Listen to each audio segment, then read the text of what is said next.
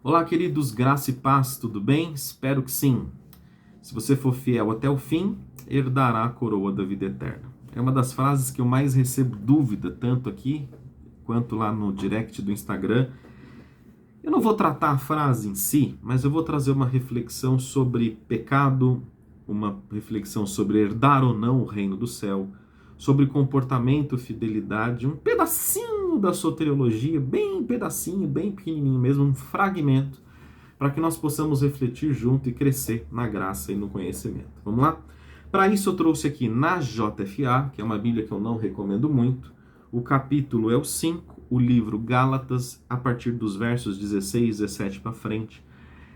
Do meu lado esquerdo aqui na minha frente, o dicionário, para que eu possa trocar com vocês, esclarecer algumas palavras que às vezes é um pouquinho mais complexo nessa tradução bíblica, tá bom?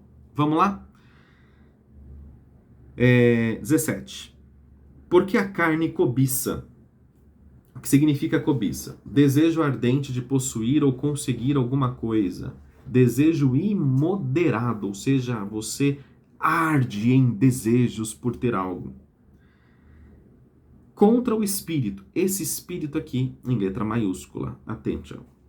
E o espírito contra a carne, e estes se opõem um ao outro para que não façais o que quereis. Primeiro ponto é entender que quando a Bíblia fala carne, não está falando do nosso corpo físico que não pode ficar rico. Vamos falar sobre isso no futuro.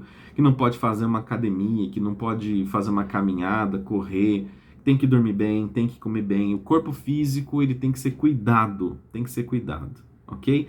E se você ficar rico é para a glória de Deus, se você estiver pobre, para a glória de Deus, e tudo é para Ele, por Ele e sempre para Ele.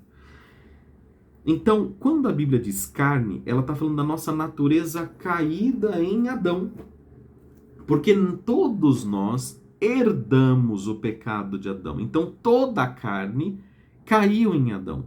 Como a Bíblia nos diz, por um homem entrou o pecado no mundo e por outro homem a culpa do pecado foi tirada do mundo. Então, quando a Bíblia diz carne, está falando da nossa natureza caída.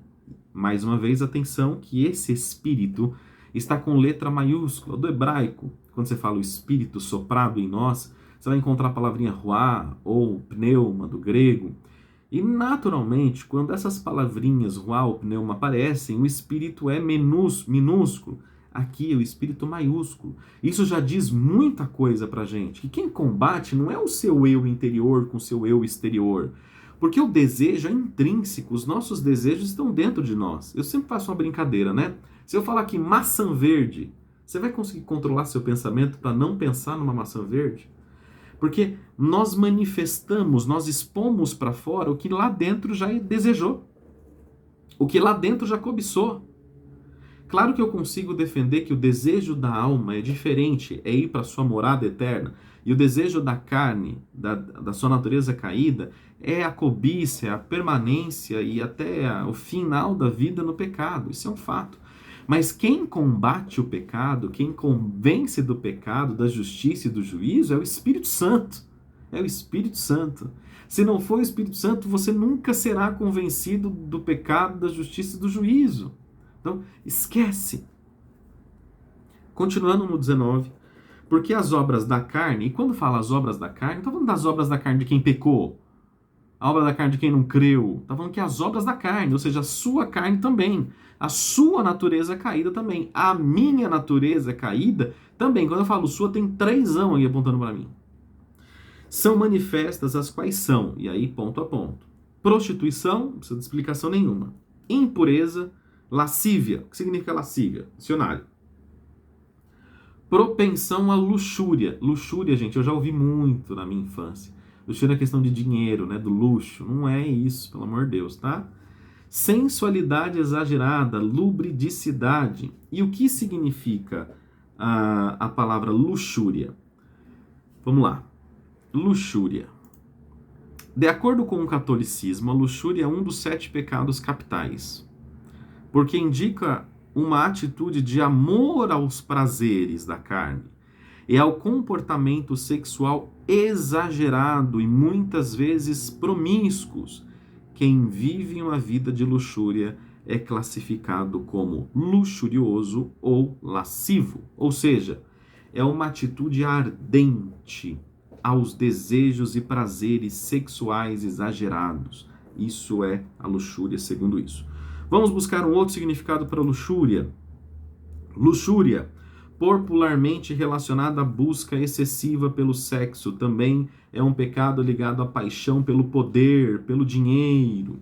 De acordo com a perspectiva de Tomás de Aquino, a luxúria se deixar dominar pelas paixões, pela soberba, também conhecida como a vaidade, está relacionada ao sentimento de superioridade, não necessariamente ao dinheiro, mas é o que ele traz para você, e não é somente o dinheiro.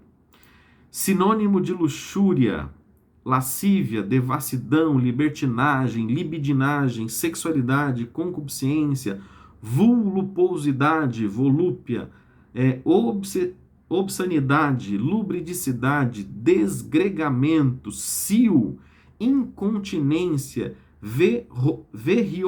verriondez, e aí vai.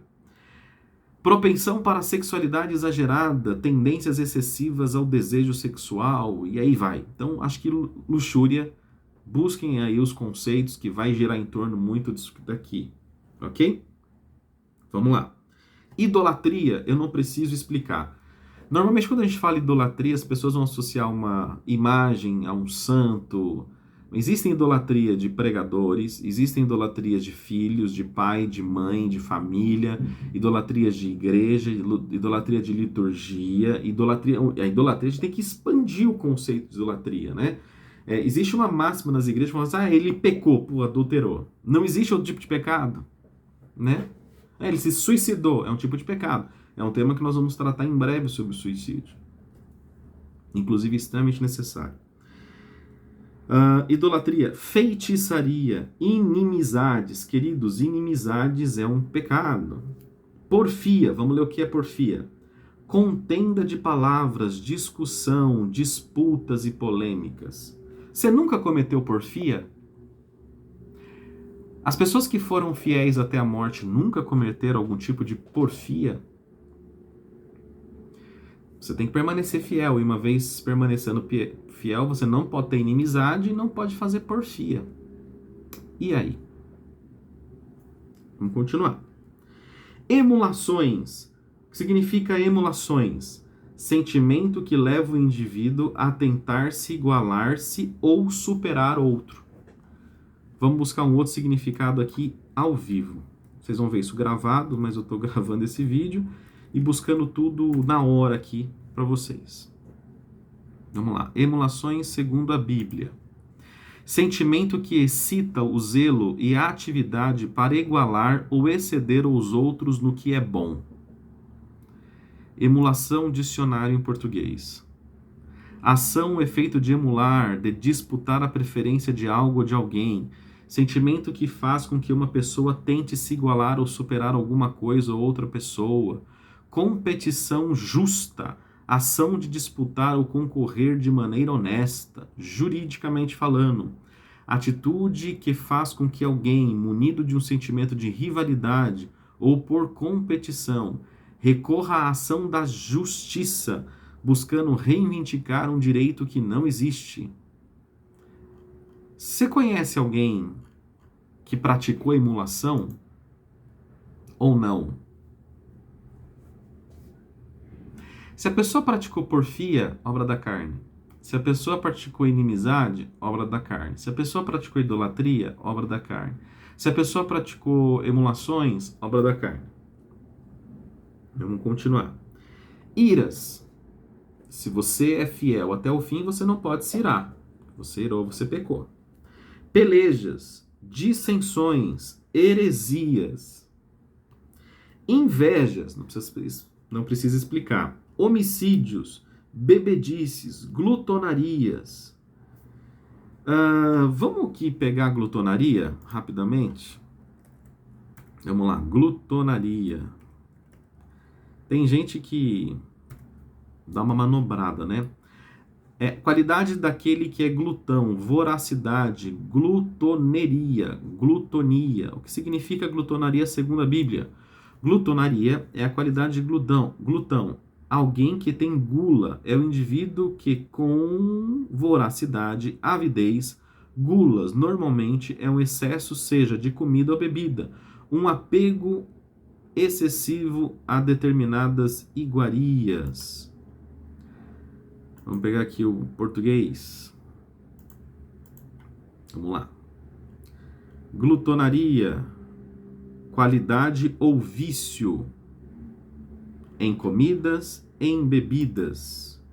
Existem algumas manobras que as pessoas fazem sobre glutonaria, né? Que às vezes até comer o próprio vômito. Cuidado com isso, tá? Glutonaria é o ato de comer em demasia, em excesso, ultrapassando o limite da saciedade. O que está falando aqui é o seguinte, que as pessoas que sofrem dessa doença, às vezes, também não vão entrar no céu. Vamos continuar. Invejas, homicídios, glutonarias e coisas semelhantes a estas, acerca das quais vos declaro, o apóstolo declarando. Como já antes já tinha dito, vos disse, que os que cometem tais coisas não herdarão o reino de Deus. Emulação, porfia, glutonaria, inveja, porfia, ira, cobiça. E aí? É só o adultério?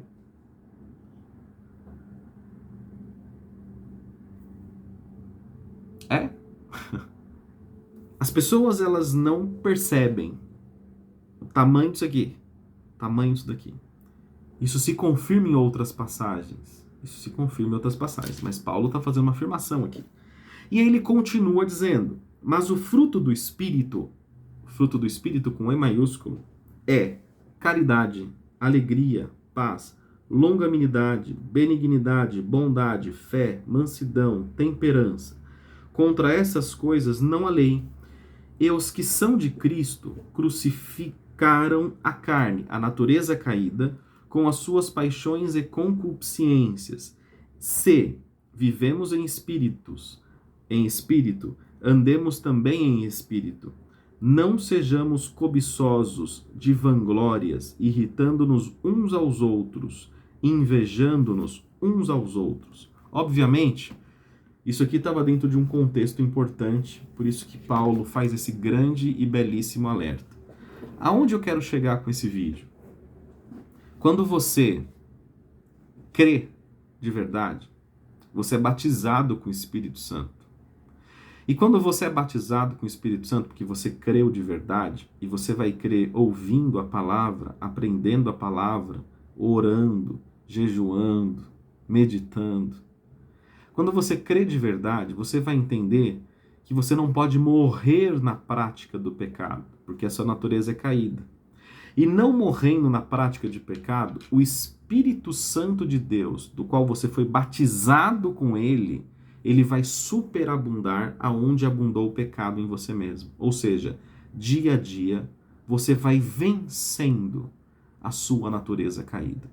E você vencendo a sua natureza caída, o fruto do Espírito começa a manifestar em você. E aí eu quero fazer uma pergunta. E não precisa responder publicamente. Você tem manifestado mais os frutos da carne ou o fruto do Espírito? Paz, longanimidade, benignidade, alegria, mansidão? Ou você tem cirado? Ou você tem invejado? Ou você tem comido demais, em demasia, ferozmente, fora do limite? Ou você tem cometido lascívia? Vale muito essa reflexão.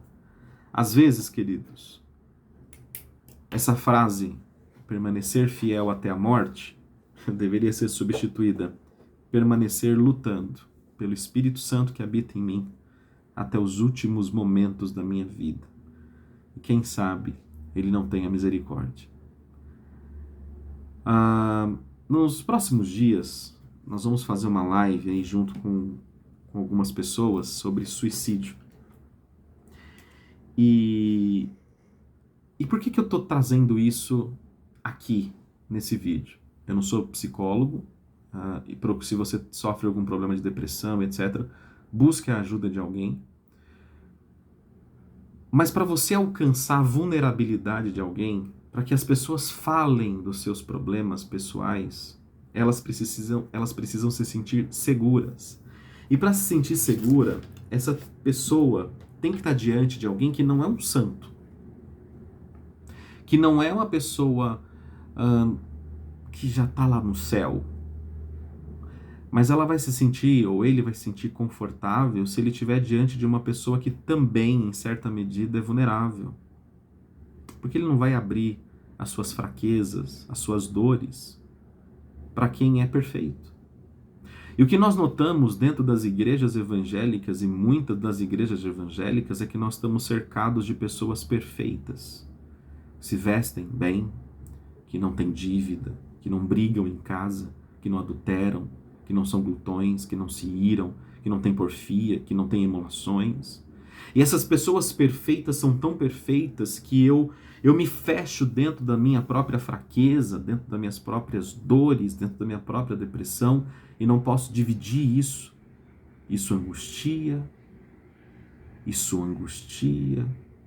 E aí você começa a entrar num looping de sou imperfeito, não sou desejado, não faço parte desse meio.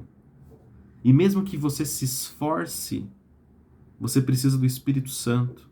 Só que as pessoas que supostamente têm o Espírito Santo, eles se afastam de você, porque eles têm que ficar unidos com pessoas que também são cheias do Espírito Santo. E aí você tem dois grandes grupos. O grupo cheio do Espírito Santo de um lado, e o grupo de pecadores do outro lado. E o grupo dos que não têm o Espírito Santo do outro lado. E as panelas formadas, é como se o sal tivesse no saleiro, o açúcar no açucareiro e o café no potinho de café. E essa separação, essa angústia da segregação, mata. Que alegria seria que pessoas cheias do Espírito Santo não tivessem vergonhas de ir na casa de quem não está cheio do Espírito Santo, supostamente, e ouvissem e contassem as suas vulnerabilidades, e ouvindo e contando as suas vulnerabilidades, você veria as pessoas chorando, dizendo que não conseguem, não têm força, e você seria um ombro, um braço, um abraço, um afago, um afeto, um carinho, e você talvez, através da palavra, da santíssima palavra de Deus, e através da sua boca, você traria a luz da palavra para essas pessoas, e falando, você não precisa ser santo, mas você precisa ser cheio do Espírito Santo. E para você ser cheio do Espírito Santo, eu vou orar com você. Nós vamos ler Bíblia junto, nós vamos jejuar junto, nós vamos ficar em comunhão juntos, nós vamos levar uma vida congregando, orando, visitando junto, e sem com que essa pessoa se esforce de maneira manual e física. Em algum momento, em algum belíssimo momento, essa pessoa estaria cheia do Espírito Santo, batizada com ele, e batizado com o Espírito Santo e cheio dessa graça, cheio dessa unção, as coisas da natureza caída, elas começam a perder força sistematicamente, sem a minha própria mão. E o que nós ouvimos em muitas ou em algumas das igrejas é: tire o seu brinco, aumente o comprimento da sua saia, deixe de ir à praia. São os dogmas vomitados em cima das pessoas, e essas pessoas que estão com brinco, batom, cabelo curto, que torcem para um time, que tomam bebidas alcoólicas, são taxadas de pessoas que provavelmente são fracas. Porém, quando um forte cai, peca, o estrondo é tão grande. Mas quando esses fracos pecam, muitos nem percebem. Ou quando percebem, falavam, viu? Eu avisava. Em tese, a igreja deveria ser a união das pessoas mais fracas e vulneráveis, imperfeitas e pecadores, assim, se você for ler. Mas não para permanecer, tá, gente? Alto lá, não é para permanecer numa vida de pecado, não é para permanecer numa vida libertina, não é isso. Mas não é para eu dar murro para que saiam as suas fraquezas, para que saia de você a base da força, aquilo que você não consegue arrancar, porque você não vai conseguir. Agora, Quando você receber o Espírito Santo sobre você, quando a luz da palavra te alcançar, provavelmente aos poucos você vai começar a se aproximar da graça. E aproximando-se das graças, a luz de Deus começa a mostrar para você, assim como a luz da lâmpada mostra as imperfeições da minha pele. Não é alguém me apontando, ó, sua pele tem alguma imperfeição. Ok? Ser fiel até a morte, dar-te a coroa da vida eterna.